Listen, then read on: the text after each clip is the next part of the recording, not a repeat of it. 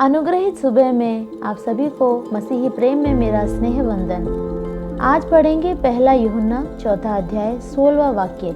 यहाँ लिखा है, जो प्रेम परमेश्वर हमसे रखता है उसको हम जान गए और हमें उसका विश्वास है। परमेश्वर प्रेम है और जो प्रेम में बना रहता है वह परमेश्वर में बना रहता है और परमेश्वर उसमें बना रहता है।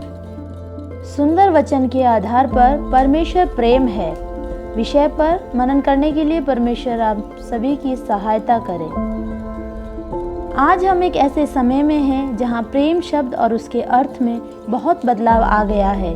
स्नेह के नाम पर धोखाधड़ी, कत्ल, मनुष्य के मन की कठोरता के कितनी ही बातें हम देखते और अखबारों के माध्यम से पढ़ते हैं।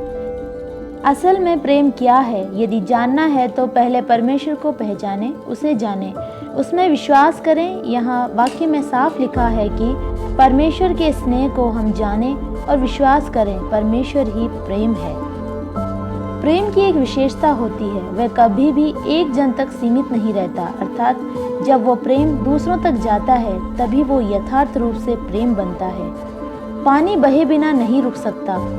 परमेश्वर उसके प्रेम को जाने हुए लोग परमेश्वर व अपने आसपास के लोगों से स्नेह किए बिना नहीं रह सकते।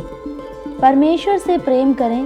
प्रेम को प्रकट करने वाले गीत गाने से या आंखों से अधिक आंसू बहाने से, प्रार्थना करते समय अधिक ज़्यादा आवाज़ में प्रार्थना करने से या फिर परमेश्वर के स्नेह को प्रकट करने वाली प्रार्थना करने से भी सर्वोपरि है कि जिसने परमेश्वर को और उसके प्रेम को जाना, उन्हें अपने जीवन में यथार्थ करने वाली कुछ अत्यंत बातें हैं। उसमें पहला है परमेश्वर की आज्ञाओं का अनुसरण करना। पहला यूहन्ना 5 अध्याय के 3 वाक्य में लिखा है कि क्योंकि परमेश्वर से प्रेम रखना यह है कि हम उसकी आज्ञाओं को मानें और उसकी आज्ञाएं कठिन नहीं। पहला यूहन्ना 4 अध्याय के 20वें वाक्य के अनुसार अपने भाई से प्रेम करें।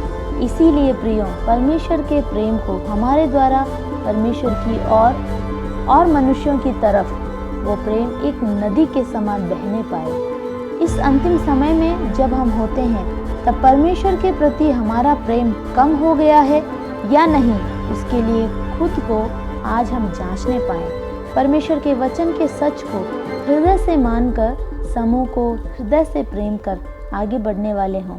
हम में से हर एक यह हृदय से चाह कर और यही हमारे जीवन द्वारा पूर्ण हो, यही प्रार्थना कर। कल से फिर सुनने तक have a very blessed day.